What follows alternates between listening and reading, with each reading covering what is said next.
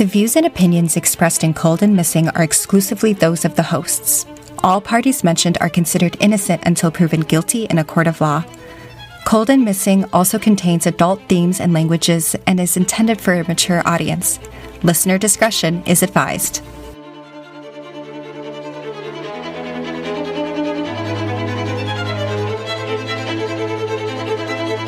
Hello, everyone, and welcome back to Cold and Missing. I'm your host, Ali Solkowski. Welcome back, everyone. I am your co-host, Eli Solkowski. He's back this week. And we are Cold and Missing. We are Cold and Missing, where we cover cold cases and unresolved missing person cases. What do you have for us this week? Well, for episode 28, I have for us a cold case. All right, let's get to it. Let's do it. So today we are covering the cold case of Keisha Murray, and this takes place in Jacksonville, Florida in July of 2013. But first, a little bit about Keisha. Keisha is 34 years old in July of 2013. She was born August 16th, 1978, and she would have been 44 years old today. She's a mother of five who family described as the life of the party and an excellent cook. Keisha was always smiling. Her sister Erica says, quote, "She had a great sense of humor, always said the goofiest things. You could always get a smile on your face thanks to her," end quote. Keisha had been living with a schizophrenic diagnosis for 15 years. In the beginning, she had struggled to accept her diagnosis, and this led into some minor run-ins with police. But according to her family, she had gotten her life back on track, and her life was headed in a positive direction. Her family did say Keisha was too trusting. She had fallen into the wrong crowd, which also contributed to her run-ins with police. Her sister Erica said, quote, "She was always too trusting. She always thought that anybody who smiled at her meant they wanted to be friends," end quote. So now we are going to get into the timeline. And unfortunately, at this time, we don't know anything about the events that led up to Keisha's body being discovered. I will say that in all of the interviews that the family has given over the years, they have never mentioned her missing that day or in the days leading up to July 7th, 2013. So it doesn't mean that Keisha wasn't missing, but no one has mentioned it at this time. So here's what we do know about July 7th, 2013. At around 4 p.m, Keisha's body is found propped up against a tree in the Restlawn Cemetery in Jacksonville. Her body was in plain sight, and according to reports, she was just inside the entrance, sitting propped up against the tree in a yellow floral dress. Police are called, and it's unclear by whom, and police quickly rule the case as a homicide. Now, there hasn't been a lot of media coverage on this, as I previously mentioned, and police have released very few details. I actually reached out to the Jacksonville Sheriff Police Department asking for a statement, and as of recording this episode, they have not gotten back to me, but if they do get back to me, I will record an update on that. Police do reveal some of the following pieces of information, though. Investigators believe that she was murdered elsewhere before being placed in the cemetery. Investigators believe the body was placed not long before she was found, but police say they have no idea how she ended up at the cemetery. They also conclude that after her murder, she was likely bathed and then put in the yellow dress. Police never reveal her cause of death or autopsy results, but based on how quickly they report her body as being bathed after her murder, that leads me to believe that there was an absence of blood that should have been there. And I don't want to speculate too much on the cause of death because, again, we don't know for sure. But because it was so quickly reported that she was bathed after her death, that just leads me to believe that there wouldn't have been time at that point to do DNA, testing on her body and realize that there's no trace of anything. So I think that would lead me to believe that the quickest way they could realize that was just an absence of blood that should have been there. Her family does view the bath as a last act of compassion by the killer, but the family is devastated by the loss of Keisha. Her mother says, quote, "Unbearable. I'm heartbroken. She was my baby. She meant the world to me. It's not going to be the same without her." End quote. And I don't know Keisha's mother's name. She was so frightened after her daughter's murder that somebody was going to be coming after her or her daughters and other family members that she asked to remain anonymous in all of the interviews she gave. Keisha's mother will really be swallowed by her grief, according to the family. On Saturday, July 20th, 2013, Keisha's funeral is held at the New Bethel Missionary Baptist Church. And then the case really goes cold. We don't hear about Keisha's death again until January of 2015. So that's 1.5 years later. An organization called Mad Dads organizes a walk in Jacksonville. Mad Dads stands for Men Against Destruction, Defending Against Drugs and Social Disorder. This walk in January of 2015 was wanting to bring awareness to unsolved murders and hoping to end the code of silence that can dominate a neighborhood. Keisha's murder is one of the cases that the group highlights with the hope of generating tips. In March of 2018, so this is almost 5 years since Keisha's murder, Keisha's daughter, Keisha Murray, sits down with a local news outlet to talk about the struggle she faced after her mother's death. Keisha was 15 years old when her mother was murdered, and by 16, she was on her own and homeless. Keisha was able to get help from an organization called Daniel's Kids, which helped her get back into school, and in 2018, Keisha was studying to become a social worker. When talking about her mother, she says, quote, "She was one of the most loving people in my life, and I lost that. My little sisters, they don't really remember her much, so it doesn't really affect them at all. My brother, he took it really hard.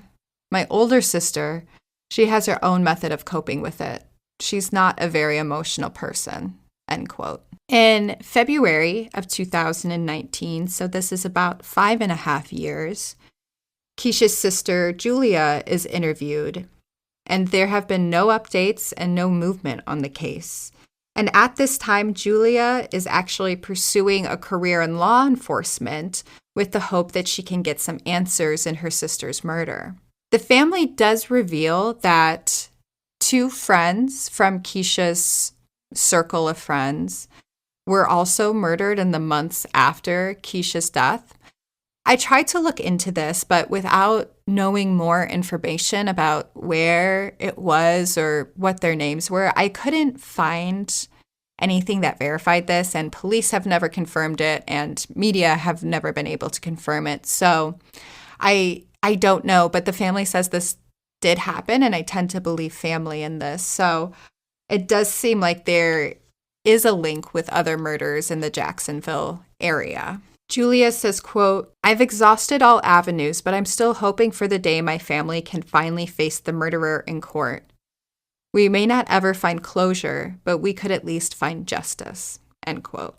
So if you know anything about the murder of Keisha Murray, you are encouraged to call the Jacksonville Sheriff at 904-630-0500, or you can call the First Coast Crime Stoppers at 866-845-8477. And the sources for today's podcast come from Uncovered.com, WJXT, The Times Union, Action News Jax, First Coast News, and Project Cold Case. Okay, so that's the story of Keisha Murray, the cold case of Keisha Murray.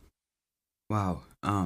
My first reaction was that it sounds almost fictional, particularly surrounding the description of how the body was, I guess, cared for, or how it was handled post-mortem, or maybe, I don't know.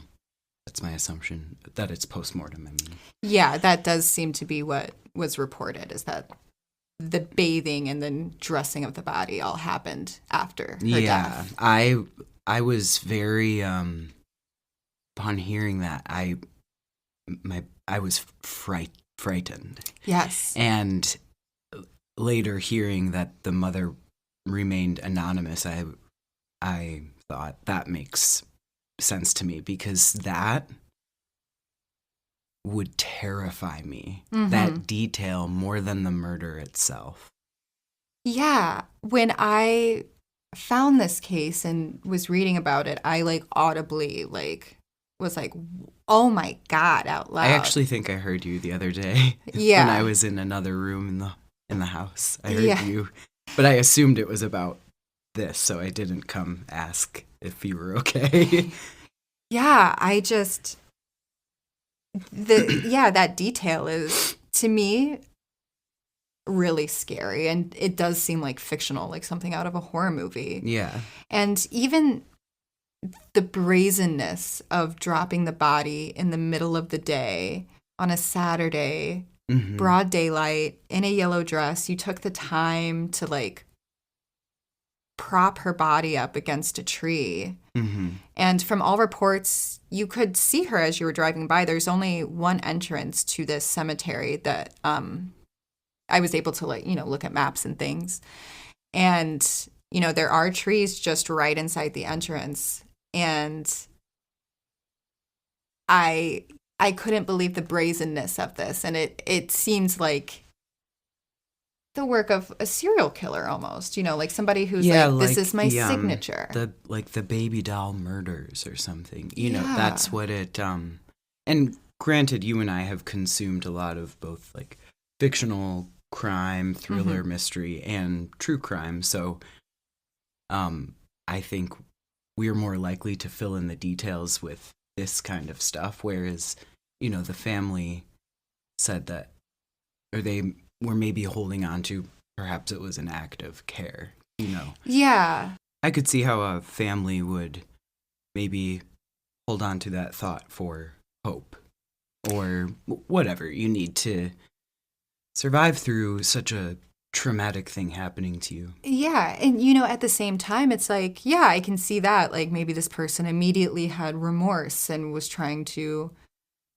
make it look like she was not dead. My reaction, though, was like, this is the act of a deranged person. Yes, that was my first knee-jerk reaction, too. But perhaps deranged isn't the greatest word to use here. I just mean someone who's not okay. Yeah. Yeah. But yeah, and I was shocked at the lack of media coverage on this. Yes, with the specificity of that detail, mm-hmm. that we didn't know about this, and it's in Jacksonville. Like, I know you don't watch the show, and I do, but Dexter takes place in Florida. Oh, okay. And this is like, it's the show I immediately thought of. Oh, interesting. Because there are details like that on the show. Mm-hmm. And, Florida, the best way I can say it is a wild state. So wild things happen there. And this is, and I'm not talking about her death lightly at all, but it is wild. Like it's a wild thing. Yeah. And it's wild that it didn't receive national attention for this bizarre act. This bizarre post-mortem act. Of course, we don't know. We can theorize here all day about the motivation behind that, but we won't know until people are brought to justice and mm-hmm. can kind of provide those answers to the family. I'm glad you brought attention to it because I think, our listeners and the people who engage with our Instagram are pretty good about sharing the name again. So even if there's mm-hmm. just a blip of her name back out there again, because I'm going to start looking like, what happened? Yeah, and I mean, truly, there's not a lot out there. Yeah. There's not. I think we might be one of the first podcasts covering it. I couldn't find any podcast episodes about it. There's a couple short YouTube videos that kind of cover the case. Maybe one of the listeners out there will, know someone or know someone who knows someone, and we can get some more talk or conversation going around about it. Yeah, and again, if you know anything about Keisha Murray's death in Jacksonville, Florida, you are encouraged to call the Jacksonville Sheriff at 904-630-0500 or you can call the First Coast Crime Stoppers at 866-845-8477. I wanted to take another moment to highlight what you spoke about earlier. Her daughter using the resource Daniel's Kids. Mm-hmm. That is really cool. That resource exists. Yeah, and I looked them up. They're still an active organization. They've actually been around since like 1860 something or 1880 something, like a very long time. I'll expand in the graphics on our Instagram with like more information about that place, and also Mad Dads. Mad Dads. I think both of those things that you talked about deserve more information, like about them on the Instagram. Yeah, of course. We'll include information about Mad Dads and about Daniel's Kids. So if you're interested in learning more about them or donating to their causes, they're both active organizations operating in Jacksonville. And I believe Mad Dads is all over the United States as well. Cool. Like organizations. But yeah, that'll be on our Instagram. If you're not following us there, we really encourage you to follow us. We post a lot of pictures. We'll be posting pictures of Keisha here. Yeah. While you're in your podcast app, another way, if you are enjoying these stories and you want more people to hear about them, is to leave a review if you're an Apple Podcast, or rate it 5 stars if you're somewhere else. That's really helpful. Or just telling your friends. We've had a lot of just by word of mouth, our listeners telling other people and them finding us. So thank you so much for telling your friends, family, loved ones, coworkers about our podcast. And we encourage you to keep sharing it, because the more people that hear it, eventually someone's going to hear it that knows somebody, that knows something. And that's always the goal here at Cold and Missing, is to get these names back out there. Get these names out here and get answers for family, whatever that looks like for them. Justice. We want, for our missing people, we want them to come home. Yeah. We want our missing to come home. We want our cold cases solved. And I think this quote by the sister of saying, like, we might never have closure, but we can find justice. And I'm paraphrasing here, but I think that's really summarizes this podcast as well. Like, closure is indescribable in grief. Yes. But justice is something concrete and tangible that can be given to these families. And that's something we want to do. So just by being here and listening, you're a part of it. Thank you so much for being here. We appreciate it. And that's all I have for you. So have a good week and stay safe, y'all. Stay safe, y'all.